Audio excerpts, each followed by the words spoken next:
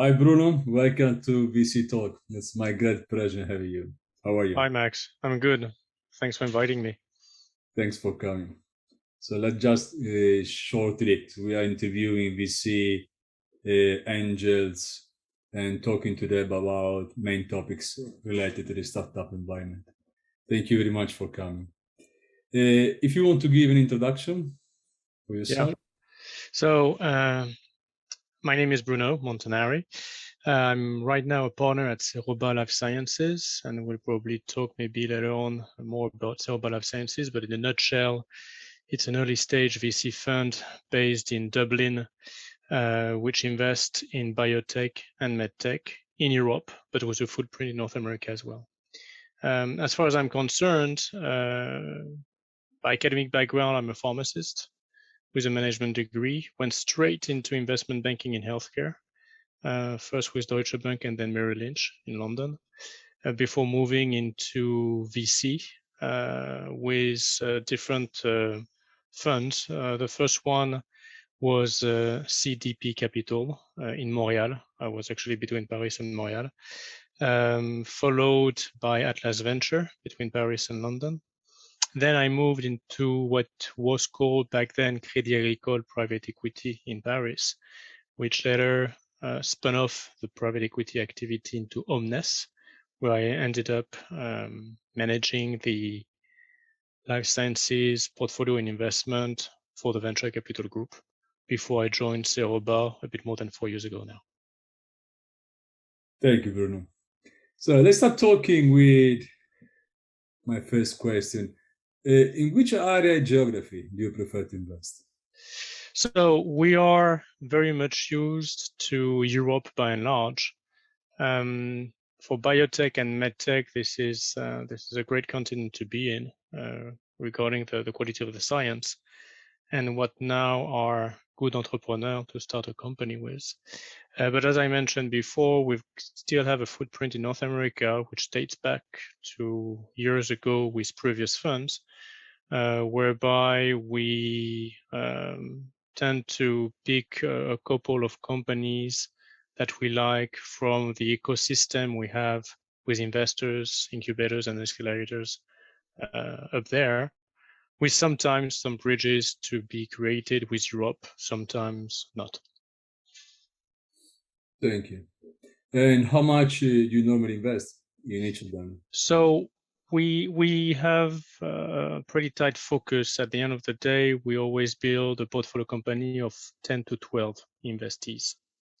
And with regard to the size of the funds, which are from 100 million above, we start with a 5 million euro ticket, which can be tranched with the first investment, and we keep as much under reserves. So it's about an allocation of 10 million euro per investee company. Including follow-up. Yes. Yes. Okay. So what's your top concern about the company, team, and product when investing in startup? Um, I mean, it's funny because it's a career where you start, you are more analytical, more driven by the data, market potential, looking at every detail. And over time, quickly you figure out that even with the best business plan, if you don't have the right team and the proper execution, it won't happen. So really, I would say that to me, the first thing which is important is the team. And the team comes into different aspects. First, there is the relationship that we build over time with the founders team and the management team. It's rare that we are rushing into a deal in a few weeks where we didn't know anyone.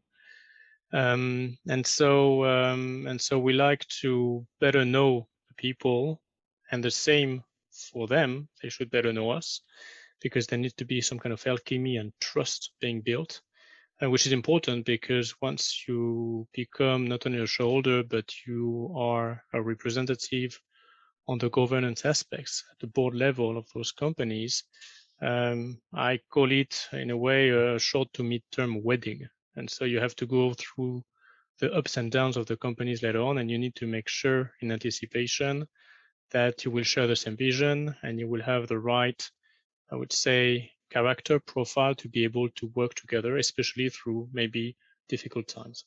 So the team is very important, and this alchemy, as I mentioned, the fit between individuals is pretty important. And obviously, there's no recipe for that. Okay, it's just the feeling that you have after meeting and discussing and wining and dining as much as you can with those people. Obviously, the last 2 years with COVID was a bit of a concern because this couldn't happen as often or at all as we would have wished or were used to. And then it's looking at the profile of the team and making sure that they are appropriate for the next steps of the company and checking out where there might be some gaps, missing competencies, skills that you want to attract. And so it's a forward-looking approach, obviously, to make sure that you will have the right people who will be able to execute the business plan that you've been discussing. So team is of the utmost importance, but obviously, I mean, behind you've got platform, programs, technology, data, and we dive deep into this to make sure that what the company claims is correct, that they have not maybe missed something, and we will check this in every aspect, first on our own, but quite soon when we want to go forward with regard to a term sheet, we will involve external experts to look over our shoulders, and where the company will be in direct discussions with those experts to be able to share views and for us to make sure that, yes, actually what we understood was correct and that there's no missing element. So it's a combination, obviously, of the team, and I would call it say the data, but it's very large because in our business with biotech and medtech, it's regulatory, clinical, preclinical, positioning. I mean, competition is emerging every week, so you need to watch out for that. IP as well. So we're looking at each of those items. Thank you, Bruno. And we know there are investors are more active, others are less active when it comes to working with the founders. How often do you like to meet with the founders investing? As often as possible. As I mentioned before, for me, the people are key. And we need to make sure that we understand each other in terms of profile, in terms of agendas as well, and sharing the same vision for the company. I mean, there's no point for a founder to embark an investor if they see the company moving into very different directions. I mean, there's going to be a bit of a difficulty to reconcile afterwards. So you need to agree on that. So as often as possible is the best, and not only through video, but whenever you can, face to face. Yeah, I do believe face to face is it's just different. Yeah. The way how we communicate face to face cannot be replaced by videos. And how do you see your investment play out and how involved you are with the startup investing? I'm talking involved in day by day execution. So for me, there's a red line. I'm an investor. I'm not a manager. So the last thing I want, and anyway, I don't have the background or credibility for that, is to macro manage the management team and the founders into their daily operations and into decision making. So for the decision making aspect, there is an organ of governance, okay, the board, where things need to be fully disclosed, debated, the right questions asked. This is where decision happen. Then in terms of execution, I mean, if I've put my money behind a team, it's because I trust them. I'm confident in them.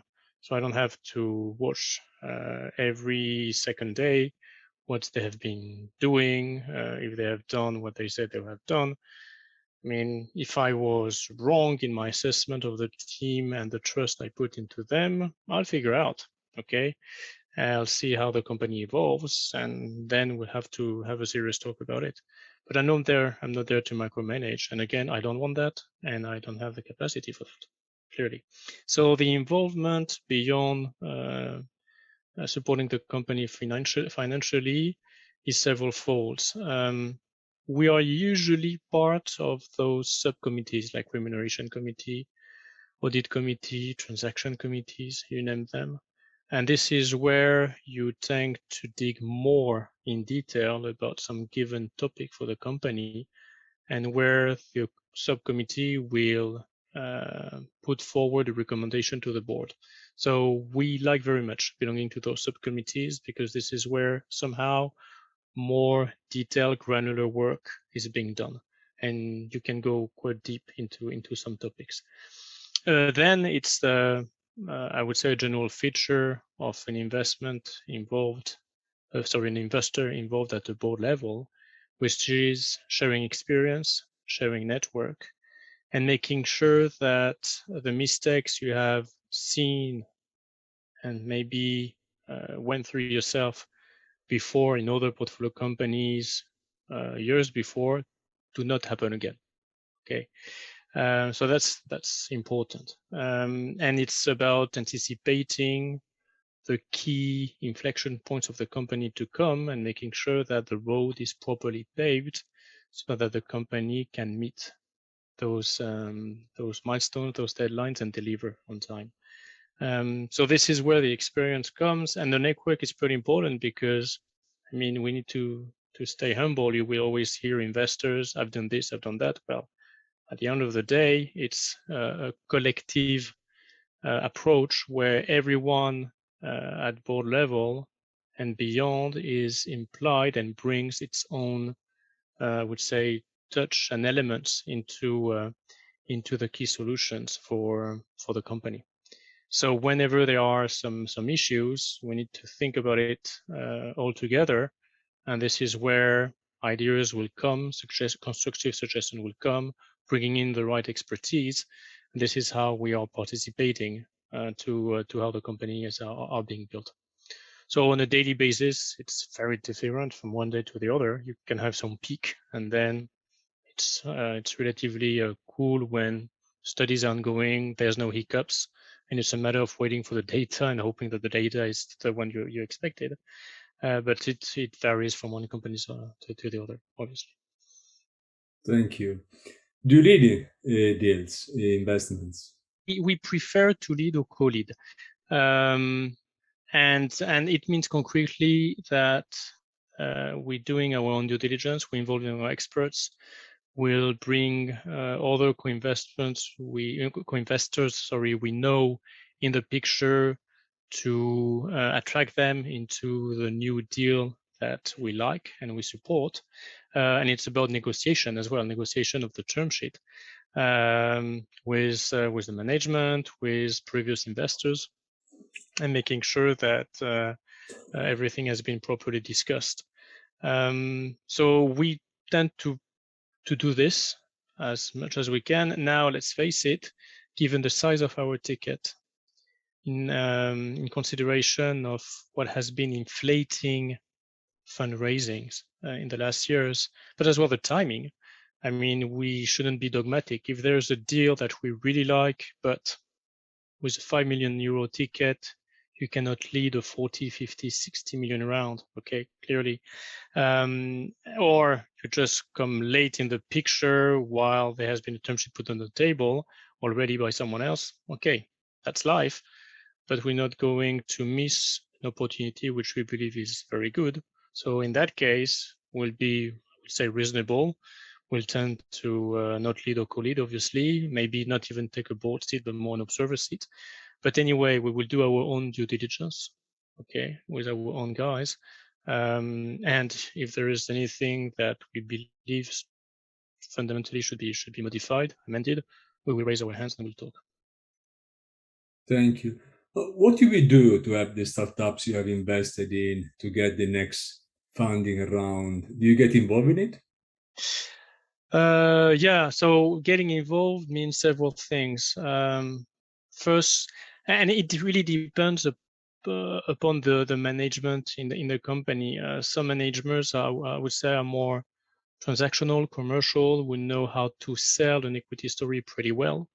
Okay, and in that case, you don't need to work with them on the pitch, on the equity story. But sometimes it's necessary to make sure that the key messages are being delivered properly and that we're all fine and comfortable with this. And then it's about facilitating contact with other VC funds and people we know there. And as well, having some maybe side discussions when it's needed with those people in case some question arise, but there might be some context where those potential investors don't want to raise those questions yet with the management, and they like to hear our voice and opinion before. So it's a kind of parallel channel of communication we can have with those potential investors, which anyway, let's face it, will be in coordination with the management. Okay, but this is how we get involved for the next fundraising, and obviously having always a close sight to our reserves to keep supporting financially the company is pretty important, because if you don't have the money to defend the company in a way and defend yourself in your own position, it's more of a tricky game. It does. How do you expect your investments to play in your portfolio? Do you have any, let's say, correlation criteria sometimes? Alors, we have some criterias at the start, which is part of our investment thesis for the fund, which is early stage. And early stage for biotech is anything from drug discovery to preclinical, in vivo efficacy or PK/PD data, and sometimes even some clinical data. Medical device, we've been evolving. Right now, we prefer to have first-in-man data before jumping in. Okay, but it might evolve again. So you have this kind of set criteria. Okay. Then it's about how you build a portfolio. You cannot have 10 companies in the same area. In our sector, especially biotech, there's a lot going on in oncology, for example. But oncology remains a very difficult therapeutic area in terms of probability of success. There's a high competition, but on the other hand, it's very transactional in terms of deal making, acquisition, and as well IPOs. But at the end of the day, you don't want to have the entire portfolio in the same therapeutic area. Okay, so you need to spread yourself as smartly as you can between different areas, different indications, to make sure that there is somehow a balanced risk in the portfolio. I know this is not a nice question, but what happens if they fail? It's life. The important thing is to really understand why it failed, and look yourself in the mirror. If actually the initial investment thesis was wrong or flawed, you need to go back and check out why you were so excited a few years before, and go back in the journey and understand why it failed. I think that, to me at least, the worst failure is when it comes down to wrong execution. And wrong execution is not only because of the team of the company, as well with misalignment at the governance level, where people are not driving the company in the same direction. It has not been properly worked out, lots of dissent and improper guidance to the company. So you need to be very open as to why it failed. The best failure somehow is in my business when everything has been done correctly, the positioning was right, the execution went fine and on time. But at the end of the day, we had a biological question around the target, around a new treatment modality, which we were to answer with our financing, and it didn't pay off. Okay, we hoped it would, but at the end of the day, it failed. Okay, so be it. But what matters is that it was really worth it, meaning that the commercial opportunity and the exit opportunity was really there for these investments to happen. So yeah, failure, unfortunately, is part of our business. So you need to minimize the probability of such failure to exist and to happen, but as well learn from it so that the next investment will always be better than the previous ones because you've learned about this. And it's a collective learning. It's very important. And this is how a fund should be properly managed, where investors in a fund are not hiding, or shy from saying that, okay, there have been issues that were not properly addressed on time. On the contrary, put it on the table. And actually, the interesting thing is that if you have this type of collective mentality and transparency and honesty, it's kind of ethic, if you want, on day one with your partnership, it's amazing how far it can go in terms of problem solving, because you put on the table what's happening with your own portfolio company, the good and the bads, and everyone will share views, opinion, but in a constructive manner to try to help each other for the portfolio, you see. And that's important. It does. It's very important. How do you become an investor? I would say by sheer luck somehow. One of my last job in investment banking was actually to help startups, private companies raise money. And I was a kind of bridge between my previous healthcare team and this private placement group in the investment bank. They were very much tech focused and they wanted to go into healthcare. So I was the ideal person somehow to understand the healthcare market, map the startups, to do a healthcare business plan for this private placement group and go out and find those interesting companies for the investment bank to help them fundraise before an IPO or before maybe an M&A. And this is where I discovered venture capital, because those were the guy on the other side of the table. And I quickly found out that actually I was not the right side of the table. And so I looked for a job, found one, and this is how it all started. That's great. Let me ask, which are the critical points that trigger your decision to invest? Again, it's team, really. I need to be excited by what the team has been working on. I need to, in the first meeting already, it's very clear to me if the team can articulate well their investment proposal and if I can understand clearly.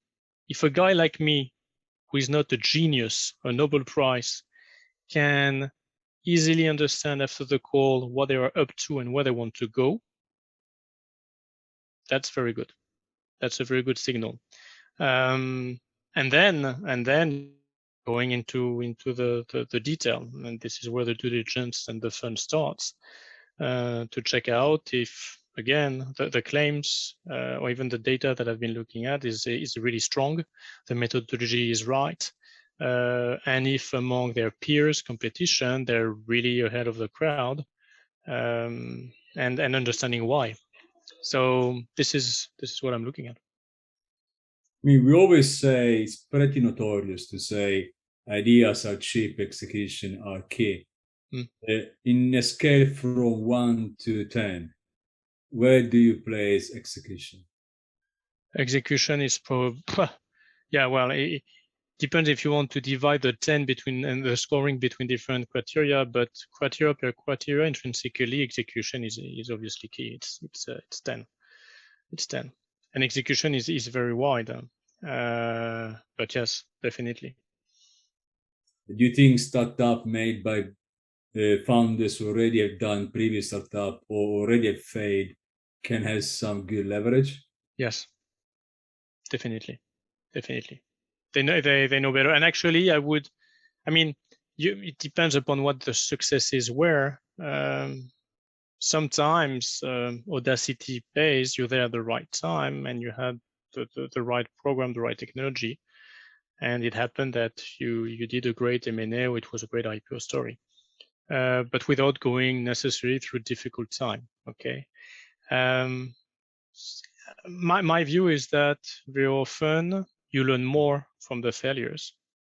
And this is where there's been always this kind of dichotomy being played with between US and Europe, where the US would be more sensitive about that and more open about previous failures and not blacklisting people for that, versus Europe, where we might be more conservative.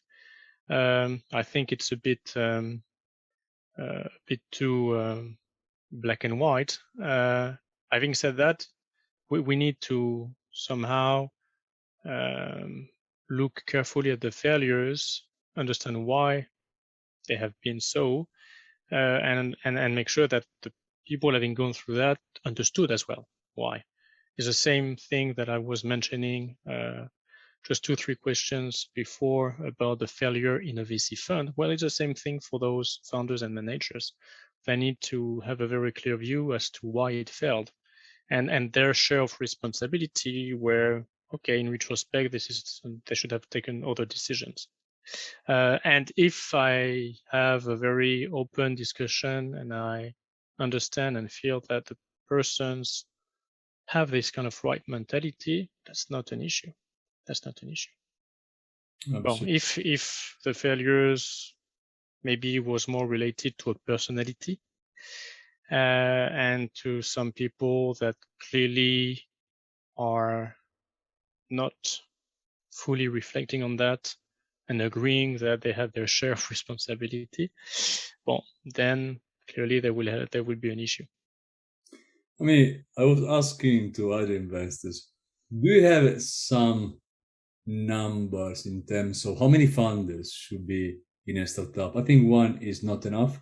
Maybe 4 or 5 is too much.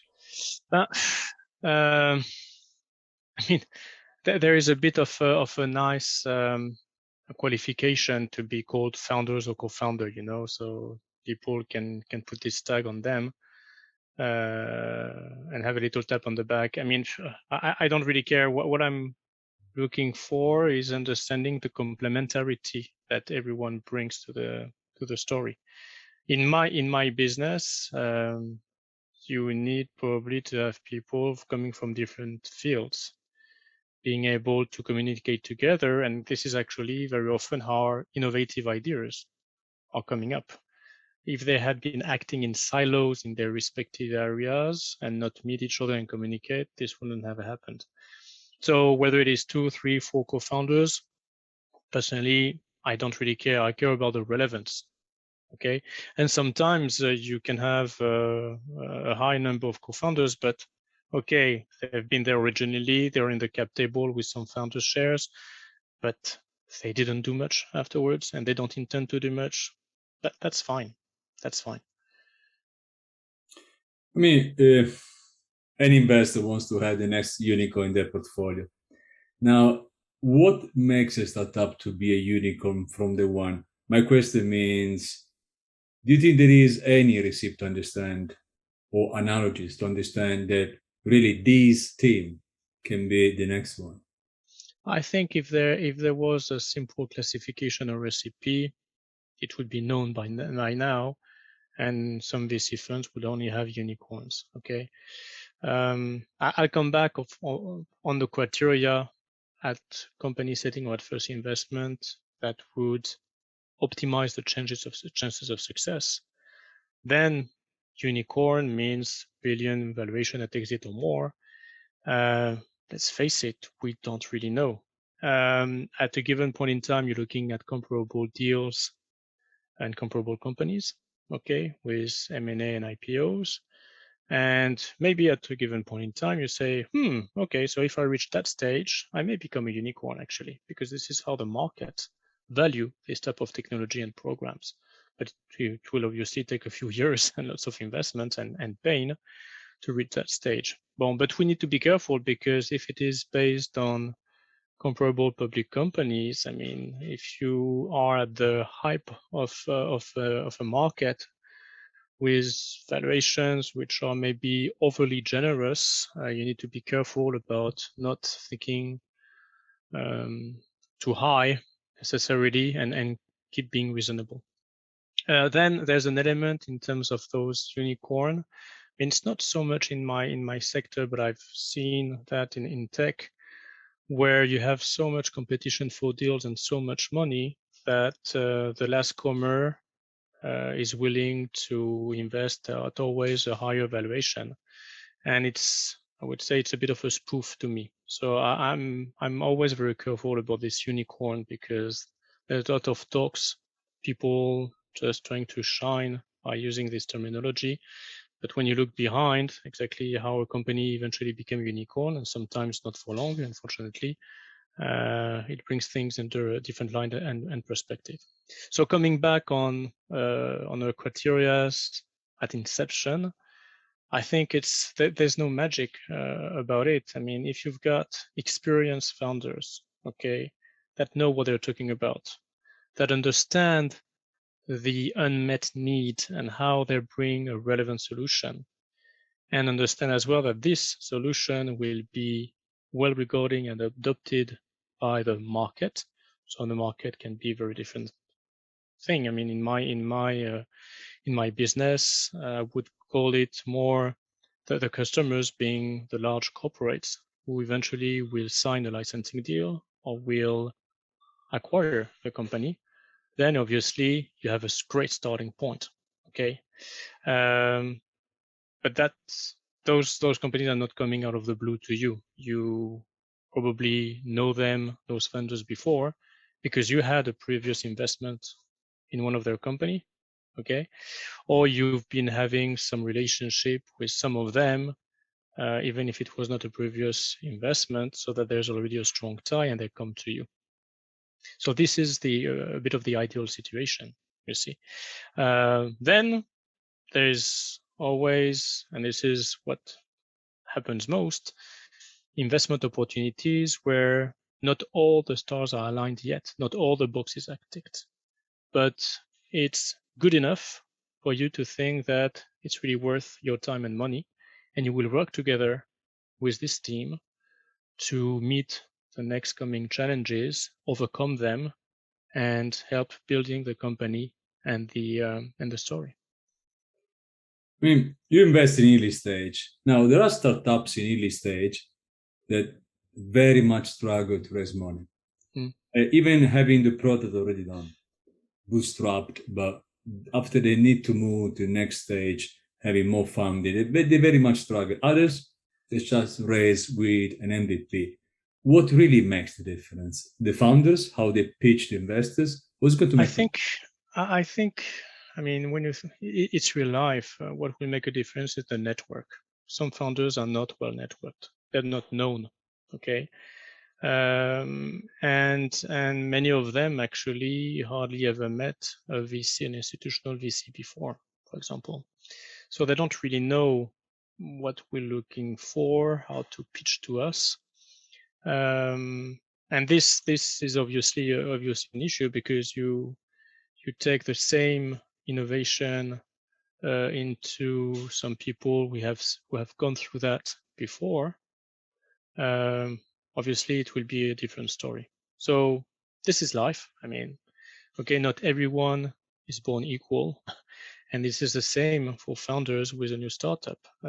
Those founders that are just coming out of the lab, having absolutely no clue about what the VC world is about, and who to meet and how to talk to them, well, they will come from let's say it will take a longer journey, and to me it means that they need to realize this, anticipate, and it will take more preparation time for them to be really ready. The other thing is that not all startups are meant to be financed by VC. Okay, sometimes innovations can be great, but not one that are backable by VCs. I mean, VCs have got their expectations about returns, their own way of dealing with companies and seeing how to build them up in terms of organization, in terms of positioning, you name it. And sometimes we've got very, very good ideas, real innovation, but which are, I would say, more kind of inflection to what exists, and to small markets. Okay, and if it is a small niche opportunity where they bring a clear advantage, but which is not really a rupture, well, then probably it's going to be more difficult to finance by VCs. You invest in healthcare, medtech as well. How important is the IP belonging to the startup for you to invest? Alors, I would say generally very important.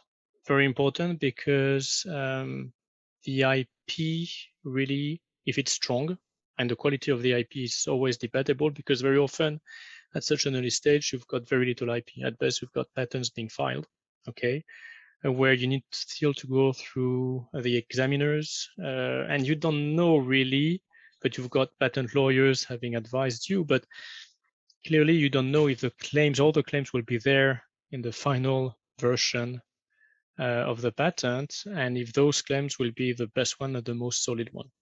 Okay.